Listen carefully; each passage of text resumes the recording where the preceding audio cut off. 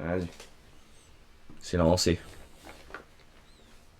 Bonjour Bonjour tout tout le le monde. monde. Bonjour. Bonjour tout le monde. Épisode un peu hors série. Première fois que vous m'entendez parler français de toutes mes vidéos.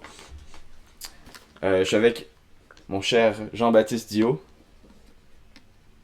un jongleur que j'affectionne particulièrement, un jongleur que je consomme beaucoup de contenu sur Instagram en l'occurrence, et un fier partenaire de WJF aussi. Hein.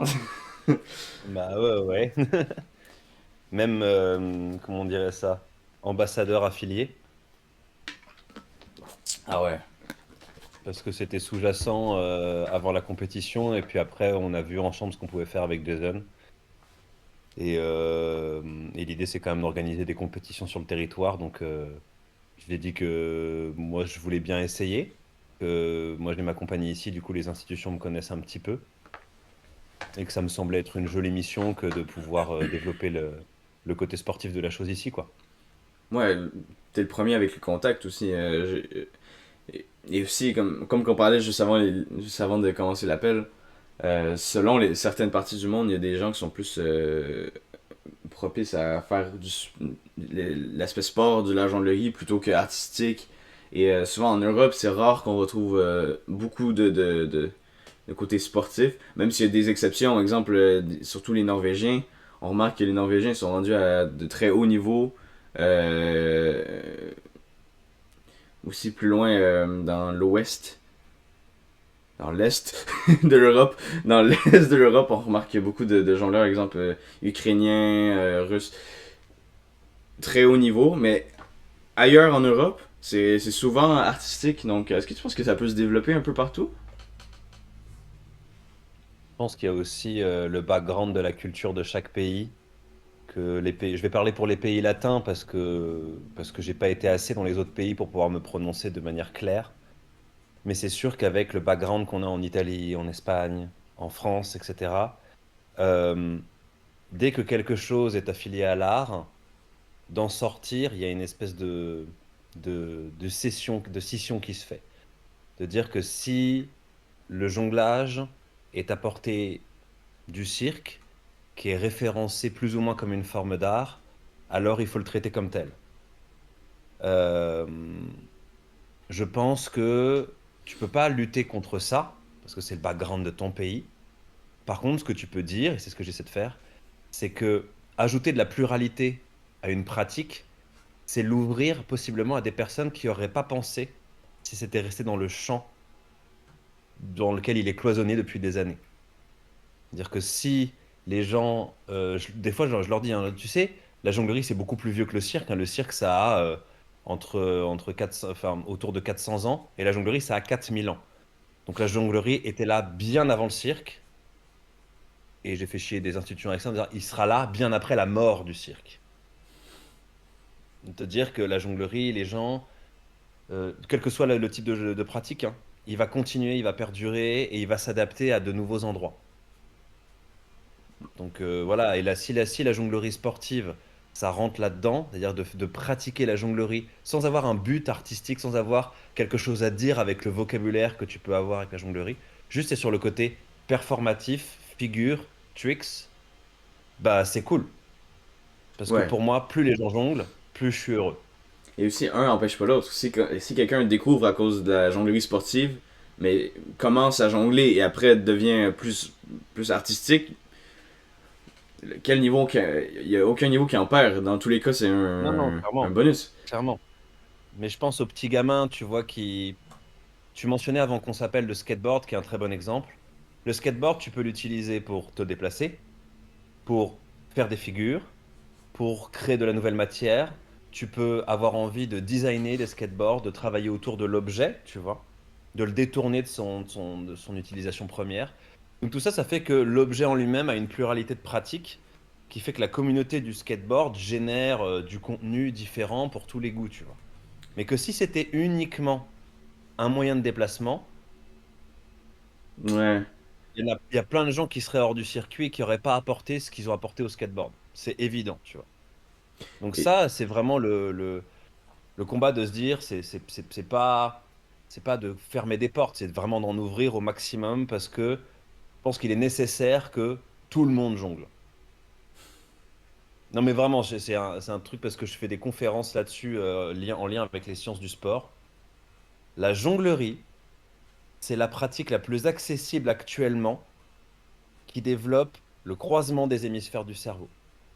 Le croisement des hémisphères du cerveau, pour la faire courte, plus tu as les hémisphères qui sont croisés au niveau de ton corps, plus tu es efficace, efficient dans ce que tu fais, Ok. dans la vitesse à laquelle tu apprends, dans tes gestes de tous les jours.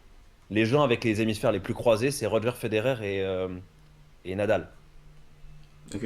Donc des gens qui ont un sport en lien avec la spatialisation, avec la réaction instantanée, tu vois, des choses comme ça. Donc c'est des gens qui ont beaucoup travaillé là-dessus dans leur entraînement pour ce sport-là. Et de dire que je pense que si la jonglerie apporte ça, c'est scientifiquement prouvé, bah tout le monde devrait en bénéficier. Ouais. Ça devrait être enseigné à l'école, tu vois, ça devrait être un truc que tu fais une demi-heure dans la semaine parce que ça te rend plus efficace, quoi. Donc C'est c'est vrai. un truc, je dis pas que c'est d'intérêt public, tu vois, mais pas loin. Et même au début, quand on commence, euh, exemple, exactement qu'est-ce que tu m'as raconté. J'ai une petite madame sur ma rue, souvent je jongle dehors, dans un coin de rue, devant chez moi, etc. Il y a une madame qui m'a vu et qui a amené son enfant et a dit: Ah, est-ce que tu penses que ça va le rendre plus intelligent? Est-ce qu'il va mieux réussir à l'école s'il vient jongler avec toi? Je suis comme: Ouais, mais tu vois, il faut qu'il mette l'effort. Il faut qu'il. Tu vois, parce que essayer de lancer pendant 30 minutes, juste lancer deux balles et pour commencer, c'est super. Mais après, tu vois, genre, s'il veut pas. En vrai, je sais pas si ça se prolonge plus loin que la cascade, on va dire. Tu vois, est-ce que ça commence à avoir un vrai lien entre tes membres du corps et l'espace et tout quand tu commences à vraiment comprendre les patterns et tout? Ou est-ce que même à une balle, exemple, juste le fait de lancer comme derrière le dos et attraper devant, est-ce que ça développe le cerveau aussi? Tu as beaucoup de choses je parle des exercices vraiment faits par des médecins compétents, hors du jonglage, quand ils veulent te faire croiser les hémisphères du cerveau. Parce que quand tu nais avec l'hémisphère droit qui s'occupe du côté droit et l'hémisphère gauche qui s'occupe du côté gauche. Plus tu fais, plus en tant qu'enfant, tu as un apprentissage moteur et tu fais des trucs. Concrètement, tu joues au foot, tu manipules des choses, tu fais de la motricité fine quand t'es bébé, etc. Plus tu fais ça, plus tes hémisphères se croisent. Et ça arrive régulièrement que des enfants arrivés à l'école, tu sens qu'au niveau moteur, il y a il y a un manque. Tu sens qu'au niveau de la vitesse d'apprentissage, il y a un manque. Donc, en général, chez le médecin, on leur fait faire que des exercices où ils vont croiser les membres. C'est-à-dire qu'avec ton coude droit, par exemple, tu vas aller toucher ton genou gauche et vice-versa. Et si tu vas faire ça pendant 5 minutes, tu vas faire la même chose, je sais pas moi, je te dis des bêtises, hein, mais la main avec les chevilles, tu vois, opposées, des choses comme ça. Le fait que ton corps en entier bouge comme une seule et même pièce, mais qu'il ait conscience qu'il y a il y a deux hémisphères, quoi. Donc ça, c'est le truc que tu fais sans les objets. Le jonglage, c'est juste, tu mets une contrainte qui est que la plupart des pratiques du jonglage ont pour origine la cascade à trois balles. Donc ton goal ultime en tant que débutant, ça va être d'apprendre ça. Tu vois, parce que c'est ça qui va générer tout cet effet de croisement qui est merveilleux. Et tu vas juste, faut se dire ça quand même, la cascade à trois balles, tu vas gérer plus d'objets en l'air que ce que tu as été créé pour. C'est-à-dire que tu as deux mains, tu es censé pouvoir gérer deux trucs, tu vois. Là, on va en ajouter un, donc on va augmenter ta capacité générale en tant qu'être humain. C'est déjà génial, tu vois. Donc, mais la base, c'est que ça, la cascade à trois balles, c'est super. Après, quand tu as un enfant des générations qui arrivent là, le problème de la cascade à trois balles, c'est que la notion d'échec arrive Ouais, instantanément. ouais. C'est tout de suite, ça tombe et il n'y a rien à faire. T'auras beau philosopher sur le truc, etc. Les gens en France font ça très bien. Une chute d'objet, c'est un échec quelque part. T'as pas réussi ton truc. Sauf si c'est dans l'idée de la cascade à trois balles, hein. T'as pas réussi ton truc. Bon. Alors, soit c'est une fatalité et tu arrêtes, parce que t'as pas la patience de te dire il me faut. Ce que je dis quand je commence un cours, je dis la cascade à trois balles, c'est 10 heures de boulot. Au-dessus de ton lit, dans un. C'est 10 heures de boulot. Pas plus, pour que ça tourne, tu vois, pour que tu arrives à faire. une qualif ou un petit peu plus, que tu comprennes comment ça marche, c'est 10 heures. Soit tu es prêt à mettre ces 10 heures quelque part sur un mois, une semaine, etc. Et ça vient, tu vois, et tu acceptes le contrat de départ. Soit tu vas te diriger vers un truc qui génère de la dopamine un peu plus rapidement, quoi. C'est. Tu Oui. vois? Ouais, ben, tu vois, exemple, les, les paliers qu'il faut monter vers la cascade à trois balles. Exemple, si tu comprends déjà, si tu délies ton cerveau à faire le fameux cercle que tout le monde fait avec deux balles, Mhm. et tu commences à Bien faire sûr. croiser, t'as déjà un petit accomplissement de plus que t'avais avant. T'es déjà un Mhm. step plus proche de ta cascade à trois balles que t'étais juste avant. Mhm. Mais c'est super intéressant comme sujet. Je pensais pas qu'on allait parler, Bah, mais c'est disons super que intéressant. le Covid n'a pas été tendre là-dessus vis-à-vis des enfants. Parce que comme tous les artistes en France qui ont une compagnie, moi j'ai ma compagnie depuis 5 ans, tu es obligé d'avoir un volet pédagogique. Si tu es un petit peu moins con que la moyenne, en général, tu réfléchis à ton volet pédagogique avant qu'on te demande des choses, pour savoir qu'est-ce que tu vas enseigner et la manière dont tu vas l'enseigner. Et moi, j'ai fait beaucoup de travail avec un jongleur français qui s'appelle Jonathan Lardillier, qui a fondé sa compagnie qui s'appelle l'Expédition, avec lequel j'ai beaucoup travaillé sur l'apprentissage de la jonglerie par la musique. Et Ouh. ça marchait très bien pour détourner la sensation d'échec. Vous voyez, lui, il appelait ça les lancers harmoniques. C'est une super méthode d'ailleurs, hein, si vous voulez aller checker ça, c'est vraiment, vraiment cool. Et ça permettait, avec une balle, parfois deux, mais surtout une balle, de commencer à instaurer un jeu qui permettait de jouer avec la balle à travers les différentes parties du corps.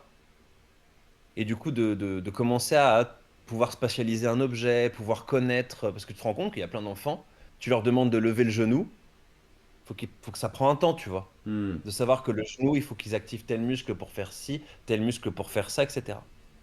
Et ça a été exacerbé au moment du Covid, où il y a plein d'enfants, je parle de la tranche d'âge entre 5 et 7 ans, tu vois, où tu es à un moment clé de l'apprentissage moteur et tu peux pas descendre jouer avec les copains parce que c'est dangereux, tu peux choper le Covid, etc. Et quand tu es enfermé à la maison, faut pas trop faire de bruit ou courir partout parce que maman ou papa sont en télétravail et il faut qu'ils puissent Hmm. bosser, tu vois. Ouais. Donc tu te retrouves à un moment complètement incertain où un enfant, il doit courir, se dépenser, faire tout son apprentissage moteur. Et toi, tu les retrouves en cours, ils savent plus où est-ce qu'ils habitent, ils se cognent partout. Et quand ils courent, ils se prennent les pieds, tu vois, ils se prennent les Ouais, pieds, ils ouais, tombent. ouais. Des moments où tu te dis, mais qu'est-ce qui s'est passé? Qu'est-ce qu'ils ont manqué, Tu eux? vois? Ils ont manqué Ouais, de quelque ouais. chose. Moi, j'arrive avec mes balles et je dis, qu'est-ce que je fais? Tu vois? Et donc, du coup, je me suis rendu compte que, il y allait en avoir d'autres, des événements comme ça. Ouais. Soit par le côté sédentaire des activités des enfants, soit parce qu'il y a une autre maladie qui nous tombe sur le coin de la tronche et que on se retape ce genre de choses-là. Il fallait avoir des éléments palliatifs à ce genre de choses-là parce que un déficit moteur chez un enfant, c'est super chiant à rattraper.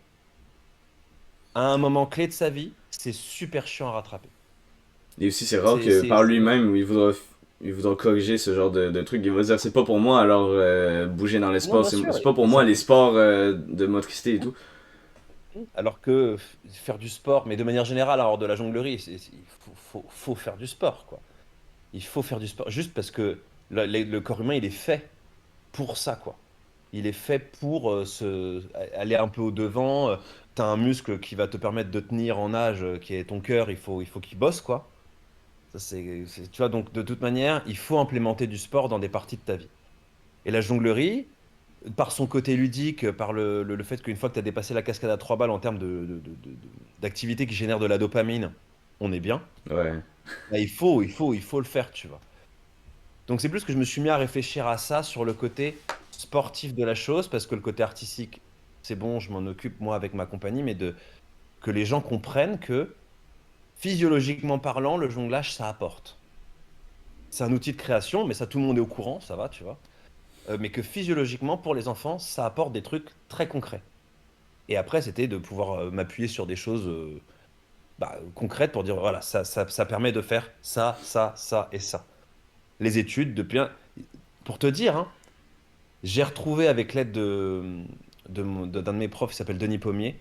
un vieux manuel d'éducation au jonglage qui était donné en cours de sport en 1934. Ouf. Oh, l'archive. Tu vois? C'est-à-dire que c'était enseigné à l'école. Mais au Québec, souvent j'ai la remarque, quand quelqu'un me voit jongler, il me dit ah, j'avais fait ça en deuxième année. Quand t'as environ, Ouais. justement, 8 ans. Attends, je dis peut-être une bêtise. Environ, ouais, je dirais 6 à 8 ans pour être plus safe.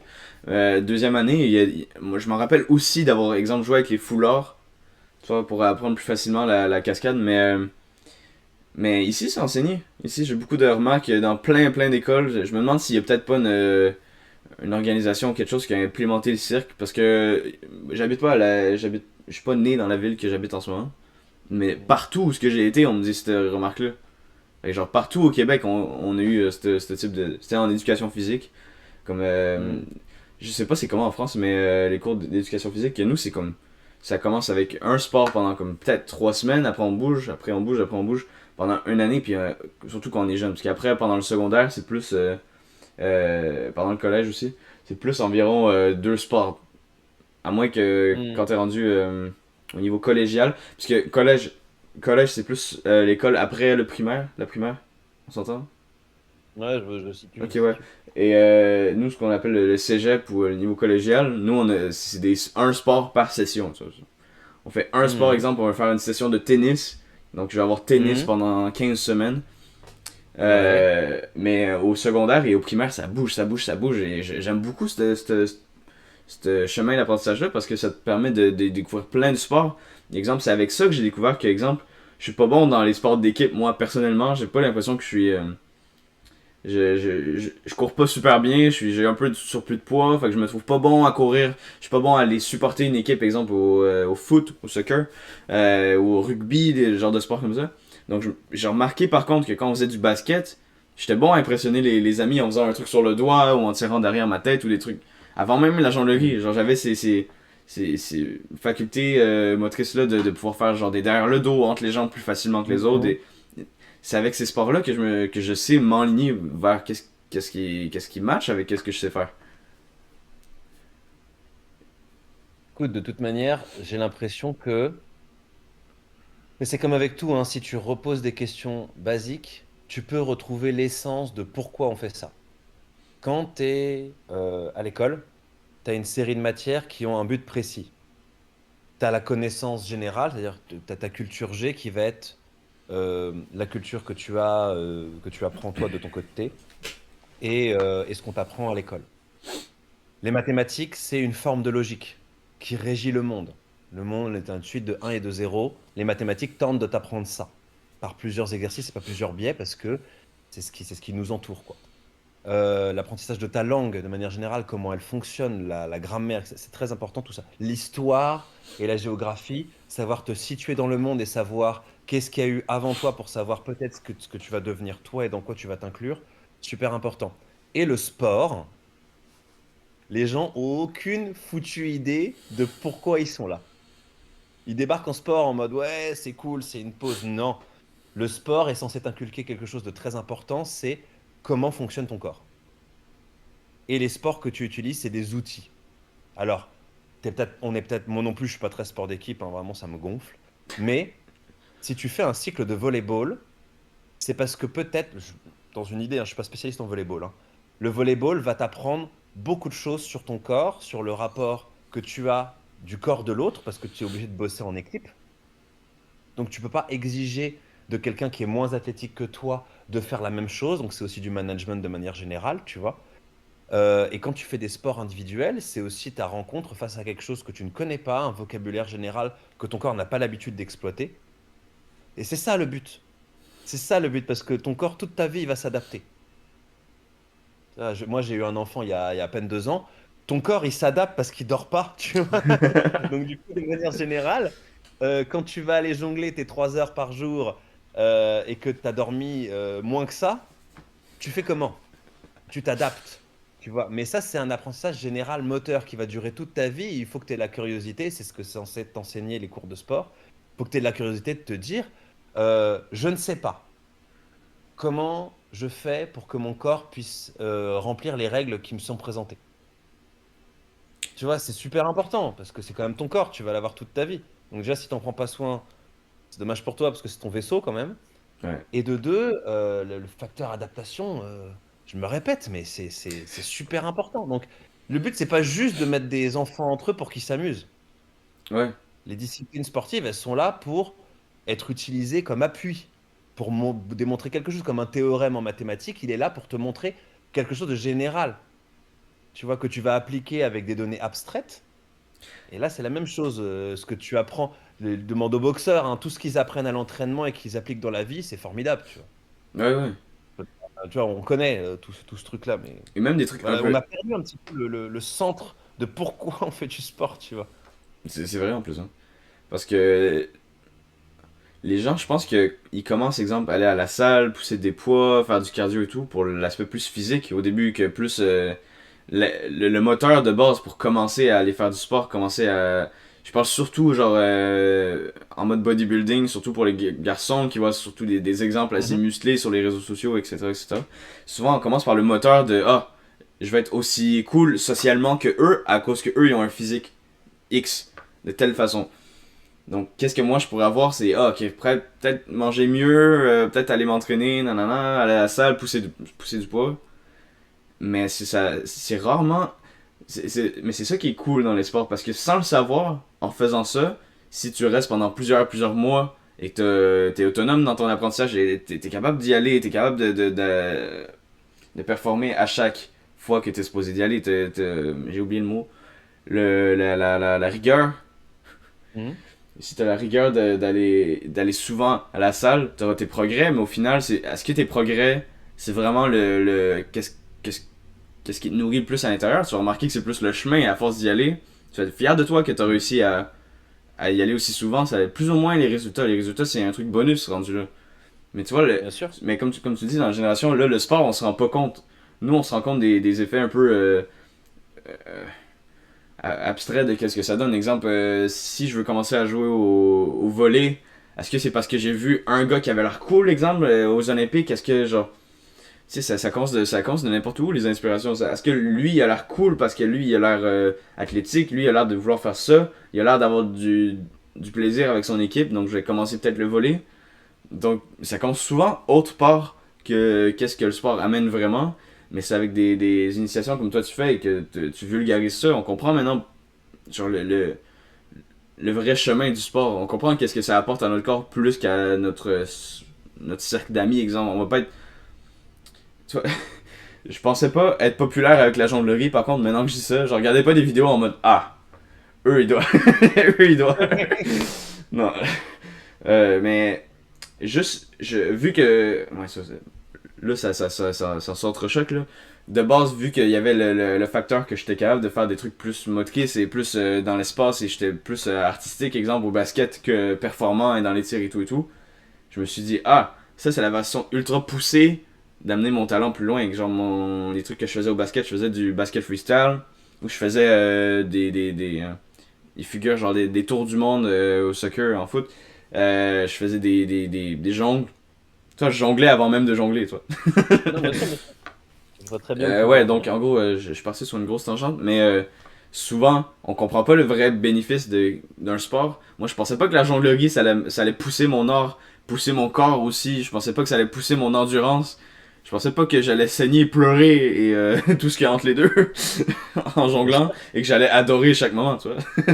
Nous, on voit la pointe de l'iceberg, on comprend pas qu'est-ce qu'il y a en dessous. Mais c'est super, genre les gens dans l'idée sociale, c'est ah, les jongleurs, ils ont la fameuse musique de cirque dans la tête, ils croient qu'on est là, nanana, on s'amuse et tout, mais il y a des résultats concrets en vrai au corps. En vrai, je me mélange dans mes mots, mais en vrai, on s'amuse en jonglant, mais c'est pas l'image loufoque, comment on fait pas forcément ça pour rire. Genre, quand les gens nous demandent ah, t'es un clown? Non. Après, tu leur montres et puis ils changent d'avis, tu vois. C'est toujours la même chose. Moi, je pense que j'ai beaucoup d'a priori sur des pratiques. Et quand quelqu'un va me montrer de quoi il s'agit vraiment, je dis OK. Ouais. J'avais jamais idée que cette niche-là avait développé autant cette parcelle-là d'une capacité de l'être humain que je connaissais pas, tu vois. Et la jonglerie, c'est un petit peu ça. C'est-à-dire que pour l'instant, Parce que ça fait 300 ans que les jongleurs, ils font plus leur beurre au cirque qu'ailleurs, tu vois. Donc pour l'instant, c'est encore affilé comme une discipline de cirque. Nous, en France, dans les années 90, 2000, on a eu quand même des gens qui... Bon, chez vous, enfin, je parle de l'autre côté de l'Atlantique, il y a eu Michael Motion qui a un peu secoué tout le monde comme ça, là. Ça, c'était bien. Puis nous, on a eu des Jérôme Thomas, des Sean Gandini qui ont pareil, qui ont pris le truc et qui ont fait «Je veux sortir», tu vois. Avec le cirque, en se disant «Moi, c'est super le cirque, mais si jamais on faisait 1 heure que de jonglage, ça donnerait quoi?» Et puis qui ont eu l'opportunité de le faire, et puis ça a secoué tout le monde, tu vois. C'est formidable quand même. Donc, le fait de dire que la jonglerie, elle vivra après le cirque, si ça élargit le champ des possibles. Et ça permet aux gens de voir quelque chose dans un autre cadre. Alors c'est encore trop restreint par rapport à l'image que les gens se font de où ça se pratique le jonglage. Ça va venir, ça va venir. Ça va venir, Mais j'ai pas de aussi, doute là-dessus. je trouve ça vraiment, vraiment, genre, intéressant que Jason commence l'initiative de. Ben, l'initiative est déjà commencée, mais qu'il a eu l'idée d'amener la jonglerie aux Olympiques. Je crois que si la jonglerie. Et ça m'étonnerait pas, hein. Ça m'étonnerait pas. Si la jonglerie se rend aux Olympiques, même exemple comme le breakdance qu'on a eu cette année, qui est la seule discipline qui est venue et qui est repartie dans la même année. Euh, Même juste le fait de l'avoir une année, tu sais, même un essai, je sais pas à quel Hmm. point l'image publique changerait sa perception. Tu vois, genre, ça m'étonnerait peut-être pas que. Tu vois comment on s'est tout acharné sur Reagan, la breakdanceuse. Tu vois, Ah oui, j'ai vu passer un petit peu tout ça. Tu vas avoir plus étonnant aboutissant que moi, mais je vois. Oui, oui. non, tout le monde s'est un peu acharné sur elle parce que c'était une pratique. Elle faisait des moves assez abstraits. Hein. Euh, et c'est ça que les gens trouvaient drôle, je me demande.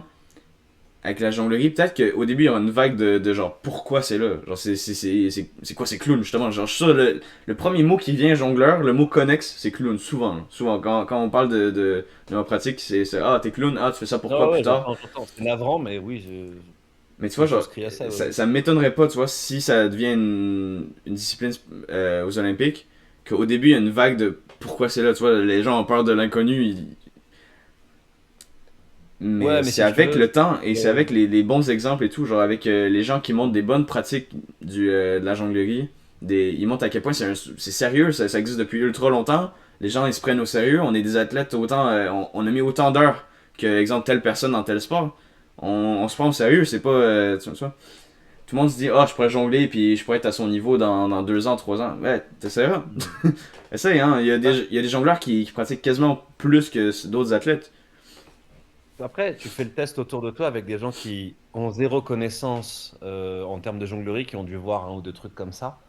Tu leur montres, vraiment, c'est ce que j'ai fait avec ma compagne quand elle a su que j'allais participer à la WJF et qu'elle m'a dit, bon, c'est quoi? Hmm.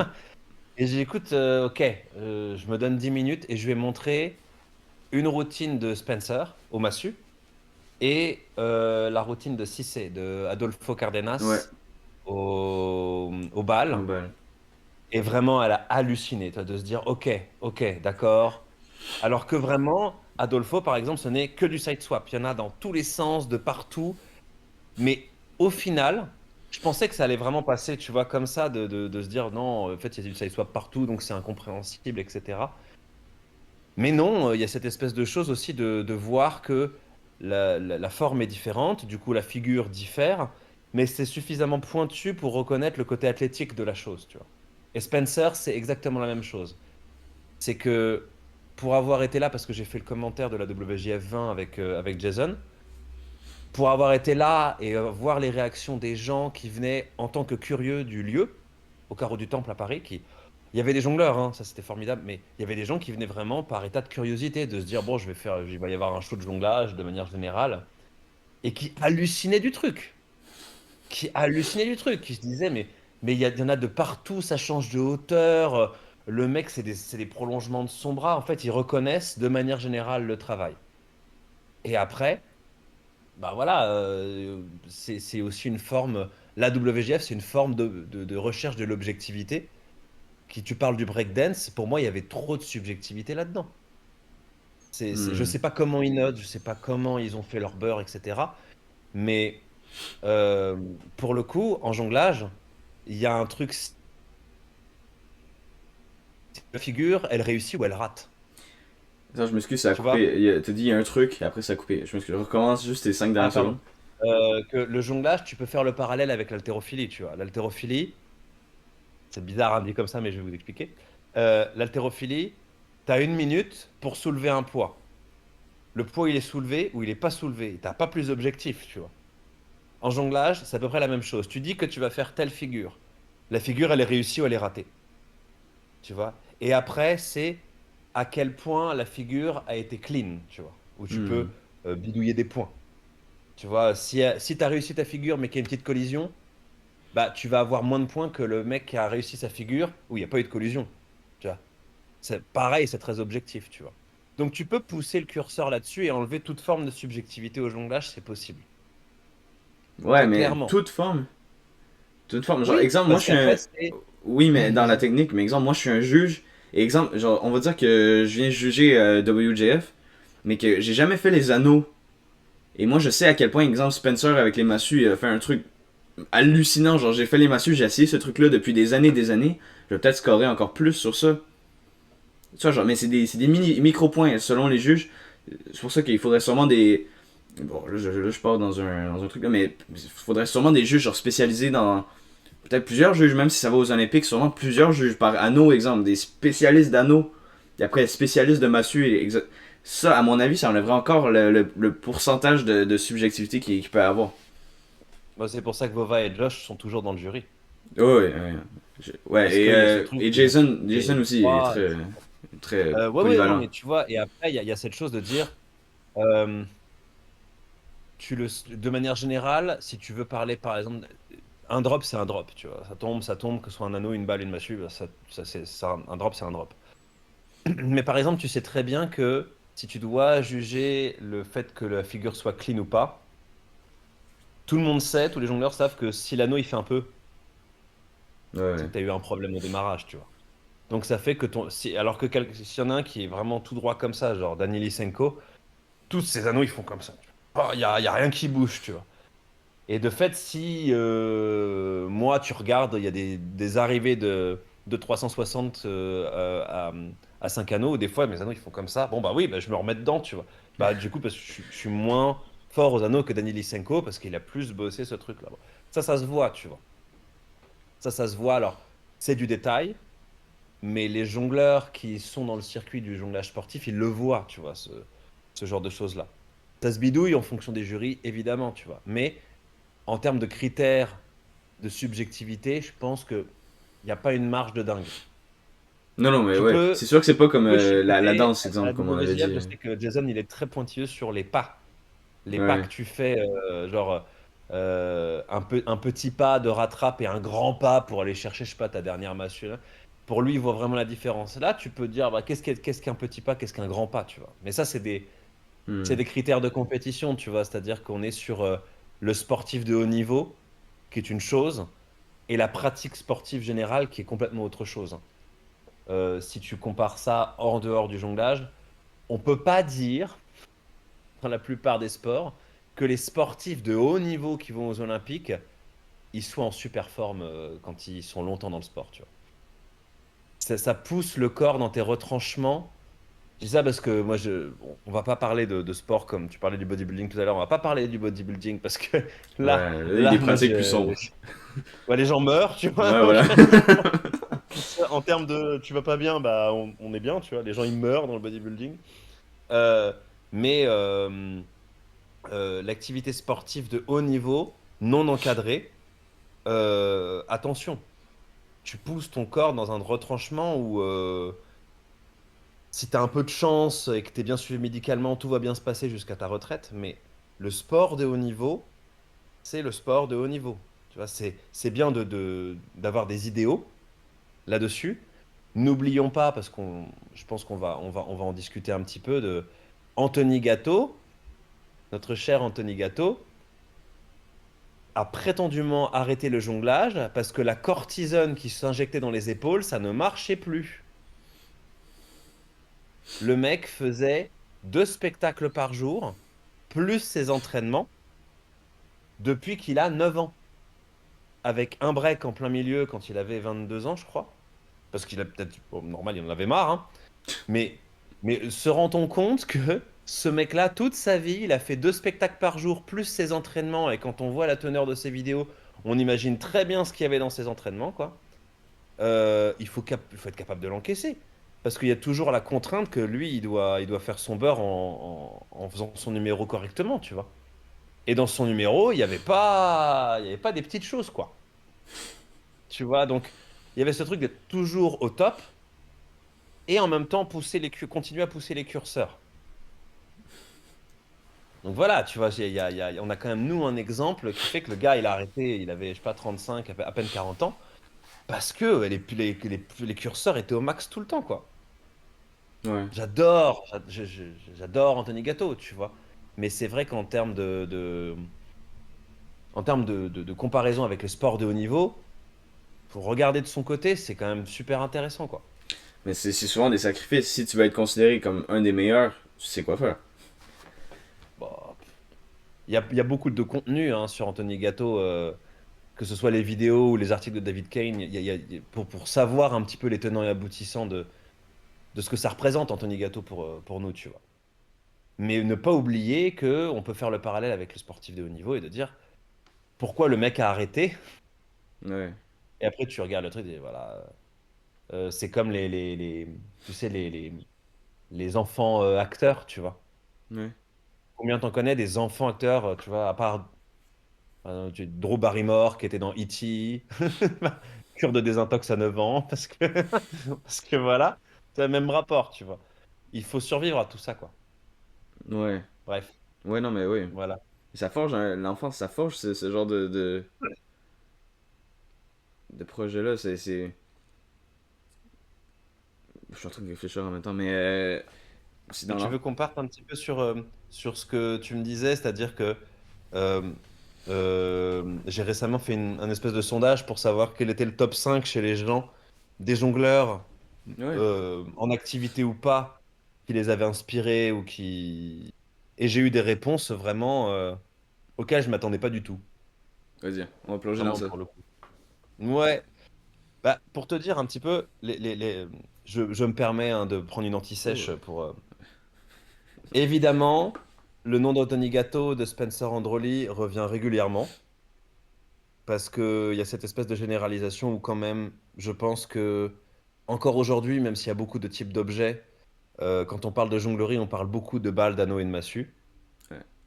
Même si notre cher ami Beau Juggler est en train de secouer un peu le carafon à tout le monde avec ça, avec ses objets. Je pensais jamais de ma vie, j'aurais pensé aimer Depoy vraiment, et le mec m'a mis Oh, c'est quelque chose, des hein. claques.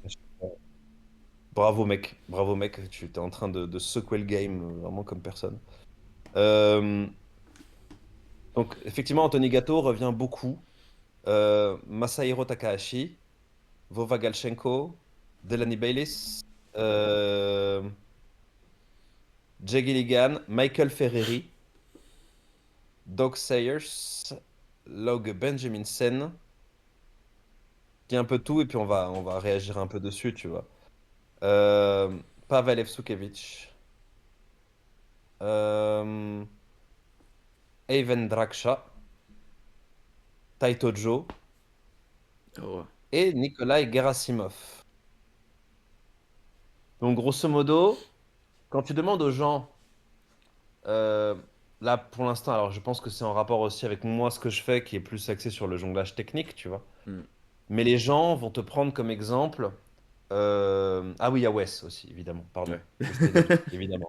Donc ça revient très fort.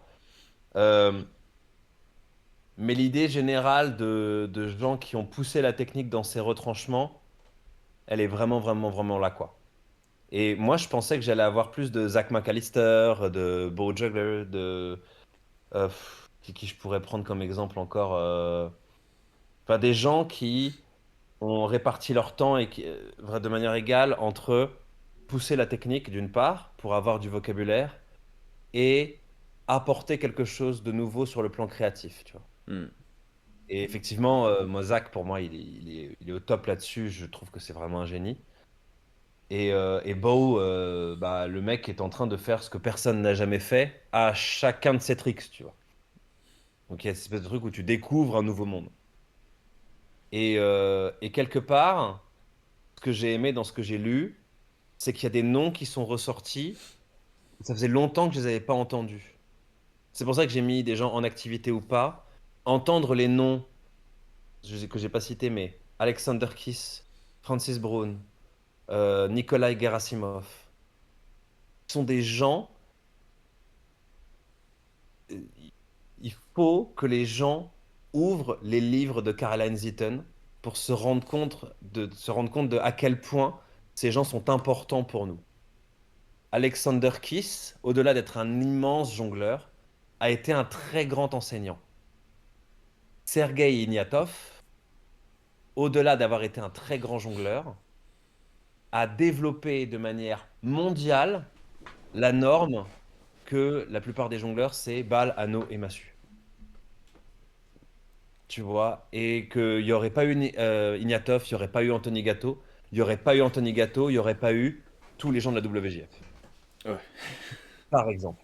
Par exemple, tu vois, il y a cette espèce de chose une chose entraînant une autre. Anthony Gatto, l'un des premiers à s'être filmé en entraînement, et les gens consommaient ça. De dire, waouh, bon, sur scène, si j'ai de la chance, un jour, bah, je verrai son numéro, c'est super cool. Mais de voir un mec faire cette massue plus longtemps que toi, tu tenais ton 5 balles, tu vois, Ouais. tu vois, et de dire, j'ai accès à ça, c'est formidable. C'est formidable. Aussi un truc. Tu vois, et je pense que c'est nécessaire, de manière générale, que les gens soient performeurs ou qui s'intéressent au jonglage de manière plus globale. Ouvrez un livre d'histoire du jonglage. C'est très important. En plus, on a un mec qui est spécialisé là-dedans, qui a fait je sais pas combien d'ouvrages. Ouvrez un livre d'histoire du jonglage, regardez les photos, lisez les articles. David Kane est très bon aussi par rapport à ça. Ça va vous ouvrir des portes, au même titre que si vous écoutiez une musique depuis que vous êtes petit, et vous écoutez un jour le groupe qui a inspiré la musique que vous écoutez. Tu vois? Et là, tu fais, ah, mais ça vient de là. Ouais. Moi qui écoutais beaucoup de thrash metal quand j'étais petit, et un jour, je suis tombé sur les premiers albums de Slayer, et j'ai fait, ah, mais d'accord, ça y est, j'ai compris. Voilà, pareil. Même niveau. Même niveau. Voilà. Mais aussi, on remarque dans les résultats du sondage, ça montre l'époque, ça montre le média que tu as utilisé, ça montre sur quelle plateforme tu as demandé ça. Exemple, est-ce qu'ils ont nommé des gens qui sont pas présents sur Instagram? Les connaisseurs, souvent. Souvent, c'est les connaisseurs Ouais, ouais, que tu vois qui ont sorti ces noms-là. Sinon, la masse, en général, c'est eux qu'on voit souvent revenir. Les exemples qu'on voit souvent dans les top 40 exemples. Et Hmm. est-ce qu'on aurait eu autant de Spencer s'il était pas top 1 l'année d'avant? Ou s'il avait pas fait, C'est vrai exemple, que un DB avec les quilles? Genre, souvent, c'est des exemples énormes comme ça. T'es comme, ah oui, attends, mais il était top 1, c'est objectif qu'il devrait être là. Genre. Mais tu vois, genre, ça c'est un peu l'esprit commun social. Genre, on sait que Delaney, c'est une des figures féminines les plus performantes qu'on a jamais vues, genre en jonglerie. Avec Olga aussi. Ça, c'est des exemples qui reviennent souvent. On est comme, ouais, attends, il y a beaucoup de garçons dans ma liste en ce moment. Et ça devient tout de suite Delaney, souvent. bien sûr. Donc, c'est des exemples assez communs. C'est dans la culture de la jonglerie, ces noms-là. Et surtout en ce moment. Moi, je vais même pas te mentir, juste parce que j'étais à l'école, j'étais en train de commencer la liste et je devais arrêter parce que je voulais faire un truc à l'école, mais j'avais commencé à écrire les noms sur la liste. Je voulais répondre au sondage. J'avais écrit personnellement Spencer parce que c'est le premier qui vient. C'est le premier qui vient. Deuxième, j'avais écrit Delaney. Après, j'étais comme, bah, Anthony Gatto. je me suis... Et après, j'hésitais Zach McAllister, Beau Juggler et tout. J'avais juste écrit trois, mais je pensais à rajouter peut-être même mes influences à moi personnellement. Exemple, moi, Et il faut. mon C'est style. important pour qu'on voit un petit peu le spectre général des gens, parce que les dieux de la technique, évidemment que tu pratiques de la jonglerie technique, tu vas avoir envie de citer Ignatov, Gatto, Delaney, Spencer, parce qu'ils s'inscrivent dans ce courant-là, évidemment. Mais si, je sais pas moi, tu vois, Victor Key, ça peut être une influence, tu vois, de te Absolument. dire, j'avais jamais vu quelqu'un utiliser des objets pour ça. C'est quand même quelqu'un qui a gagné une médaille d'argent dans le plus grand festival de cirque du monde avec 3 balles. Hmm. Voilà, et il y a des exemples comme ça, il y en a un paquet. Il y en a qui peuvent me citer Air Jazz, tu vois, qui a complètement disparu de la circulation alors que ces gens sont des génies, tu vois. C'est incroyable ce qu'ils ont fait pour nous avec le numéro de bâton. Ça t'explose le crâne, quoi.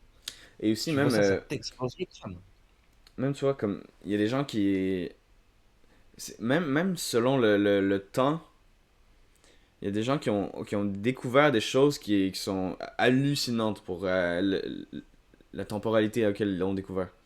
Exemple, moi j'ai le style de jonglerie Temoto, le proche des mains, les swaps et les trucs Mhm. sur la main, les box, toutes les variations de box, ça vient des années de découverte de Murakami, exemple. Et c'est un nom que pas beaucoup de gens Oui. connaissent. En Non, non, jonglerie, mais pas beaucoup de gens connaissent, mais c'est techniquement genre le créateur de ce style-là, plus ou moins. Genre, et des gens faisaient des artefacts, des choses comme ça. On a, genre même, tu connais Alex Rosanov, peut-être. mhm, Dans un festival, il montrait des archives un peu avant Murakami, comme des jongleurs dans les années 80 qui faisaient des showers et qui faisaient des boîtes un peu rapides. Nanana, nanana. mhm. Et ce style-là, c'était un peu la version vanille de ce style-là. C'est des ronds, des lignes, nanana, des boîtes, des diagonales. Mais après, bouger des diagonales avec des nouvelles formes, genre le hand bounce et les inline 3, des formes totalement pétées, genre, comme ça. Ouais, C'est bien sûr. c'est des boîtes. Ben, inline 3, c'est encore. On sait plus ou moins c'est quoi comme pattern de base, mais exemple, le trois quarts des trucs, c'est des boîtes qui ressemblent pas du tout à des boîtes. Il y a énormément de choses qui sont comme sous nos yeux. Comme, pourquoi est-ce que cette personne-là, il y a environ 15 ans, Murakami faisait beaucoup de vidéos il y a environ 10-15 ans, comment est-ce qu'il a découvert qu'on pouvait faire une boîte là, mais on pouvait mettre un croisé là et attraper là? Genre, il y a pas beaucoup de gens qui faisaient des découvertes comme ça. Même si aujourd'hui, peut-être pas en endurance, mais beaucoup de gens savent faire qu'est-ce qu'il fait. Comme, je te parie que je prends un jongleur de 3 balles, je lui donne 5 années, je comme reproduis telle vidéo de Murakami, genre exactement à la lettre, comme fait les mêmes trucs avec le même nombre de rounds, même tout, la même technique, c'est faisable. Mais le fait qu'il était tout seul dans ce genre, un peu comme Bo Juggler, tous les trucs qu'il fait, c'est la première fois qu'il le fait, et il le fait pour des minutes entières. Genre, il faisait de l'endurance là, de tricks. Il faisait pas juste 3 rounds, 4 rounds d'un truc assez complexe avec des swaps et tout.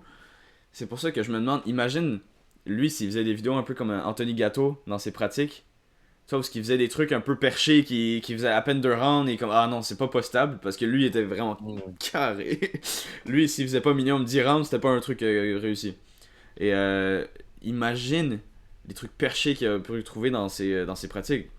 Ça c'est des gemmes un peu cachées, que c'est un peu des mystères. On se demande, qu'est-ce. Même et tu vois exemple, Mike Moore, lui, avec son Inverted Sprung Cascade, on a retrouvé des archives un peu dans une vidéo cachée il y a environ 13 ans, je pense, de quelqu'un qui avait fait ça dans une vidéo et Murakami avait mis un commentaire, genre un pouce ou un tout petit truc, un mot, et juste de savoir qu'il a vu ça avant d'arrêter de jongler, on se demande qu'est-ce qu'il a fait avec cette information-là. Qu'est-ce qu'il a fait? Genre, c'est une banque de savoir, ce garçon-là. Bien sûr. Maintenant, rendu monsieur, mais ce garçon-là, dans le temps, c'était un jeune ado, Non, non, mais. mais j'entends. Après, il y a cette chose où je suis content qu'il y ait un petit peu cette mouvance de jonglage un peu style japonais ou qui utilise beaucoup les boîtes ou des choses très basses. Parce que moi, évidemment, je suis dans l'aspect maximaliste du jonglage, c'est-à-dire que il y a quand même eu un courant général du fait que le jonglage a appartenu au cirque pendant longtemps, qu'il fallait remplir l'espace du chapiteau autant que le trapèze, les chevaux, etc. Donc, qu'est-ce que tu fais? Tu rajoutes des objets. Ouais. Voilà, Ignatov, jongleur maximaliste. Mais de l'autre côté, le jonglage, c'est quand même, comme je t'ai dit, ça a 4000 ans, c'est quand même un des arts les plus adaptatifs. Donc, quand il y a eu le fait d'exporter le jonglage dans des petits cabarets, etc., dans des espaces plus restreints, ben, on a eu des Bobby May, des Chris Cremo, des gens comme ça, qui ont eux développé, avec la contrainte d'espace qu'étaient ces endroits-là, un jonglage différent, mais tout aussi poussé, recherché, qui demandait autant de travail, mais qui était sur des indices différents.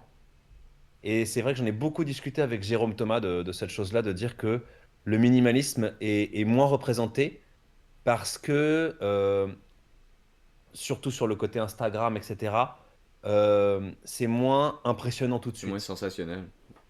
Mais je suis content qu'il y ait des gens qui aient poussé le truc tellement loin que même avec 10 secondes, ils arrivent à te clouer le bec. Pour moi, ça, c'est une avancée. Alors, c'est pas le genre de truc que je vais consommer à blinde parce que c'est pas ma zone de pratique. Mais waouh, les gars, heureusement que vous êtes là, quoi. Vraiment de développer des petites choses comme ça et de faire vivre le jonglage minimaliste tel qu'il est, tu vois, euh, les boîtes à cigares, ça fait partie de l'héritage du jonglage Ouais. minimaliste, tu vois. Eric Bates a dit, je vais détruire le game, tu vois. Ouais, ouais, ouais. Exactement ce qui s'est passé, tu vois. Mais heureusement qu'il y a des gens qui ont pris le pli de se dire, bah, je vais aussi prendre quelque chose. Tu vois, Chris Cremo à Monte Carlo. Pour moi, c'est l'exemple typique. Le mec qui a un style de jonglage pour les espaces très restreints, qui va dans un des plus grands chapiteaux du monde. Plantade assurée. Pas du tout. Pas du tout. Incroyable. Parce que le mec a tellement poncé son truc que ça cloue le bec à tout le monde. Tu vois, c'est-à-dire que vraiment, on est dans un espace pour Ignatov et on prend la personne qui est l'inverse d'Ignatov. Formidable. Formidable. Ça veut dire que le gars a pris un héritage, celui de son père, mais aussi l'héritage général des jongleurs minimalistes. Et il a tellement poncé le truc, pouf, ça explose. Et Jérôme Thomas, la même chose. Le mec a tellement pris de Bobby May, de ces influences-là, que des gars avaient juste 3 balles pour faire 5 minutes. Il a trifouillé le truc, il a cherché, il a dit, voilà, si je bosse suffisamment ça, ça donnera tel effet. Comme Inatov qui dit, si je fais suffisamment du 7 et du 9 anneaux, je peux faire 11. Très pragmatique comme truc, tu vois, mais du coup, le minimalisme, ça se situe ailleurs et je trouve ça formidable qu'il y ait des gens qui aient poussé le vice jusqu'à ce qu'il y ait une forme de boîte qui nécessite un an d'entraînement, tu vois. Ouais. Mais aussi, Continuez les gars, c'est trop bien, et c'est trop aussi bien. exemple, bon, je sais que je suis un peu. Il n'y a pas beaucoup de gens dans ce paradigme-là du jonglage minimaliste Temoto japonais. Mais Harvard, Harvard Schwitzer, Hmm. c'est une tuerie, ces trucs. C'est même pas une blague.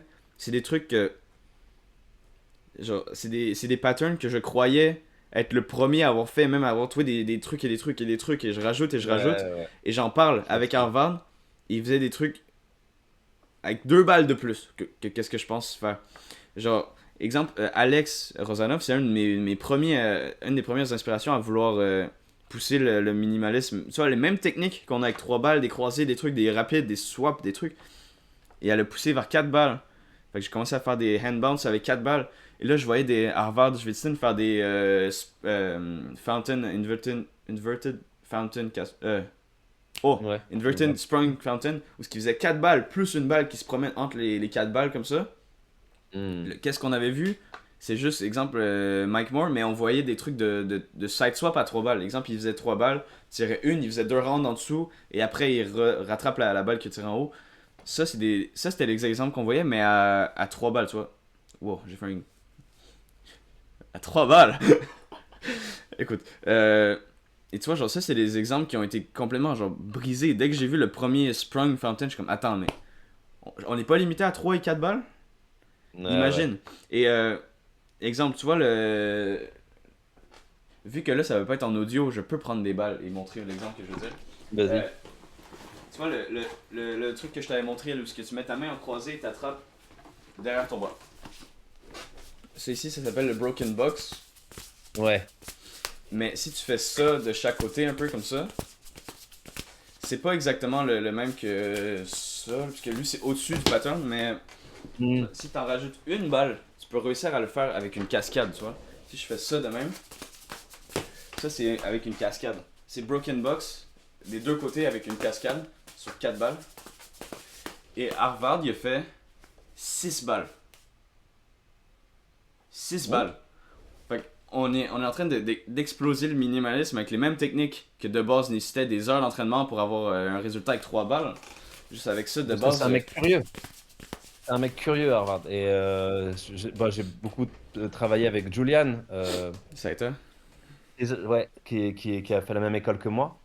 Et c'est la même chose, c'est-à-dire que quand tu discutes avec ces gens-là, quand bien même ils aiment qu'il y ait beaucoup d'objets, tu vois, c'est des gens qui aiment le jonglage de manière générale, tu vois. Donc il n'y a aucune raison, juste parce que ce serait un mec qui est très fort, qui fait 9 balles, Non, il aime ils aiment profondément le jonglage, ces gens-là. Et de dire que c'est pas parce que c'est pas tout à fait mon vocabulaire que je peux pas le prendre, le poncer un peu et l'ajouter après. Ça, c'est une preuve d'intelligence et de curiosité. Vraiment de se dire, je vais passer du temps dessus parce que je trouve ça cool. Oui, certes, ça peut jurer historiquement avec ce que je suis censé suivre, mais Nick, je vais le faire et ça donne des trucs comme ça, tu vois, qui font avancer le game parce que les vidéos de Harvard, bon, tu les revois, tu ressors pas pareil, quoi. Ouais, non. Ah, ça, moi, ça me plaît. Ça, moi, Mais ça me plaît parce que du coup, je vois quelque chose que j'ai jamais vu. Ça, c'est intéressant, quel que soit le style que tu prends. Et voilà. Non, c'est des mecs super intéressants. C'est des mecs vraiment super intéressants qui ont compris plein de choses de l'histoire du jonglage. ici, tu vois, on va finir ça bientôt, cet épisode-là. Après, on va aller au. En fait, dans l'ordre, c'est supposé être une connexe à la vidéo en anglais qu'on va faire avec le IJ, mais on le fait avant, juste pour se réchauffer. Mais bon, Harvard, le fait qu'il y ait, le fait que l'environnement dans lequel il a grandi, il a appris la technique. Genre, il était dans des gros espaces, il était à plein de festivals Hmm. et tout. Ses influences étaient vers la technique et l'aspect sportif. Moi, j'ai commencé pendant la COVID au Québec. Des moins 20 degrés dehors, je vais pas jongler dehors. Non, Moi, clairement pas. j'ai commencé pendant les 2 premières années, jongleur de bedroom. Là. Je jongle dans ma Mhm. chambre. Donc, c'est à cause des vidéos un peu. Oui, bien sûr, genre des Spencer, des grosses techniques que j'ai appris à consommer. Genre, de base, je consommais quasiment exclusivement des trucs à 3 balles pour apprendre plus. Exemple, Mhm. Mike Moore, c'était un des premiers. Genre, c'était mon favori pendant des années et des années. Il est toujours dans mes favoris, mais maintenant, mes inspirations ont un peu shifté. Mais tu vois, au début, tu commences avec des 3 balles, les 4 balles, tu apprends un peu les trucs que tu peux faire dans ton espace restreint. Et quand j'ai vu des vidéos d'exemple, Alex, Rosanov et Harvard, je suis comme, ok, wow. Tu sais quoi, je vais aller dehors ou je vais aller dans un gymnase et je vais essayer mes mêmes techniques plus hautes. Ou même, et comme tu avais dit, apprendre plus de techniques, c'est un langage, exemple pour Zach McAllister, d'apprendre de pouvoir lier sa création avec ça. Et moi, je trouvais que c'était très créatif. J'arrivais à trouver des nouveaux trucs que personne n'avait fait et tout. Et j'arrivais à pousser un truc que j'avais vu et tout. Je me suis dit, et si je faisais un peu mon Harvard de moi-même, j'apprenais de la technique. Fait que toute le dernier 1 an et demi que j'ai fait, c'était surtout, tu vois, sur mes posts Instagram et tout. À part ma série 100 tricks sur ma story, ça c'est pour revenir à mon intérieur, revenir à mon inspiration de base plus ou moins. Mais j'ai fait énormément de techniques parce que je me suis dit, je suis pas assez bon jongleur avec mes 5 6 7 balles, 8 balles, pour arriver à faire des conjonctions avec ma technique minimaliste dans ma chambre ici, à l'amener dans un gymnase. Fait que c'est le genre d'inspiration-là, ça me fait découvrir. Tu vois, genre, le pire, c'est qu'Harvard, c'est un découlement de la technique mélangée avec de l'or et nanana. Mais moi, vu que je venais juste du minimalisme, ça m'a remonté vers la technique de base, d'où vient son inspiration. Donc, C'est bien parce que tu n'as pas grillé les étapes, hein. C'est toujours mieux d'avoir une maîtrise avec peu d'objets pour après te dire, vas-y, je vais explorer l'espace au-dessus de moi, qui est largement au-dessus de moi, qui est vraiment autre chose, tu vois. C'est-à-dire que tu vas devoir conditionner ta technique de manière différente, tu vas regarder d'autres choses, mais le fait que tes mains et les balles, pour prendre que cet exemple-là, aient déjà une belle aventure ensemble, tu as une proprioception qui est développée, ton cerveau comprend ce qui se passe là-dedans. Du coup, de fait, il y a juste un espace supplémentaire en l'air à explorer. C'est top. C'est top. Tu pouvais pas. Enfin, c'est chiant parce que le Covid, c'est chiant. ouais, ouais. Mais je pense qu'en termes de cheminement, parfait. Et aussi, découvrir une niche, ça te permet j'ai l'impression que ça grandit un jongleur encore plus qu'exemple suivre la masse. je vois des jongleurs qui ont commencé en même temps que moi, qui font de la technique. Et ouais, ça sonne méchant, mais ils sont dans la masse, comme ça, c'est quasiment oubliable Hmm. parce qu'ils sont pas proches de la technique des gens de Spencer et tout. Mais si tu prends autant de temps et que tu essaies de. Comme Zach McAllister, très tôt, il était déjà très fort à plein de trucs. On le trouvait déjà ultra fort derrière le dos, avec les pieds, avec plein de techniques, genre perché, là. Un mec curieux. Juste parce que tu Un prends mec le curieux, temps, le bien temps sûr. d'explorer un truc assez petit, mais qui vaut assez la peine parce que ça aligne avec qu'est-ce que t'aimes comme style de jonglerie. Ça se pousse et tu deviens. Tu pourrais devenir le meilleur dans ce style-là et pourtant être genre Hmm. même pas dans le top 1000 de la technique, tu vois. Donc ça donne encore plus envie. Genre, à chaque fois que tu fais un progrès, t'es comme ah, ce truc-là, personne ne le fait. Ok, là, je suis rendu affirmé comme jongleur. Ça, personne n'a vu ça. Ok, là, on parle. Et ça donne encore plus envie d'aller pousser loin. Hmm. Bah, le point, pour conclure un petit peu sur sur ce qu'on a dit et passer à l'autre, là, c'est que de ce que tu dis et de ce que moi je comprends aussi, plus vous êtes curieux, de manière générale, que ce soit en termes de contenu que vous pouvez trouver sur les réseaux ou d'articles, le plus vous allez apprendre sur la jonglerie sur un sens général et pluriel, le plus vous allez être heureux dans votre pratique. C'est pas parce que vous avez comme objectif de battre le record du monde de cette massue que ça vous empêche d'aller voir ce qui se passe, par exemple, dans la technique sur le bâton de bouche, parce que tout ça, c'est un héritage commun. Et que de fait, il y a des gens qui vont plus tirer d'un côté que de l'autre. Moi, je vous encourage à lire beaucoup sur le sujet, à acheter des livres de Carl Anziton et à vous plonger dans des choses que vous auriez peut-être pas vues avant, parce que, coupe, il y a plein de très bons jongleurs qui ne sont plus en activité, qui n'ont pas beaucoup de vidéos. Les vidéos de Rastelli, c'est chouette, hein, mais ça ne rend pas hommage à ce qui est écrit sur cet homme.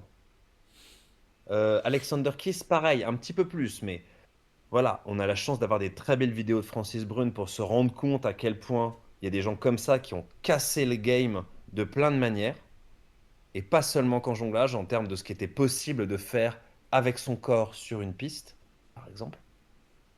Donc du coup, de tout ça, d'aller chercher les informations sur des gens que vous ne connaissez pas, qui sont pas en activité, qui sont pas dans votre domaine de spécificité du jonglage, et de vous confronter à ça.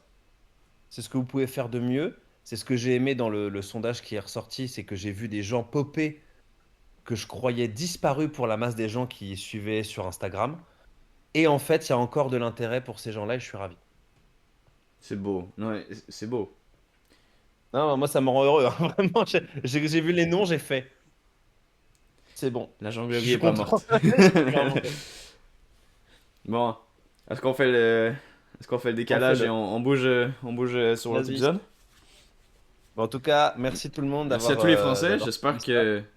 Et même les apprentis français, j'espère que vous avez compris au moins. Ou au moins vous apprenez les termes de jonglerie, vous apprenez les... Ah, ce serait Sinon, drôle vous qu'il y ait des retournez gens... bosser et puis vous remettez la vidéo. Ouais, c'est ça, allez bosser. Je vais vous Allez mettre bosser un, votre français, revenez. je vais vous mettre un style... je vais vous trouver un C'est site ça. pour apprendre. Dans la description, site pour apprendre le français. Perfect. Allez, merci d'avoir écouté. À toutes! Salut tout le monde.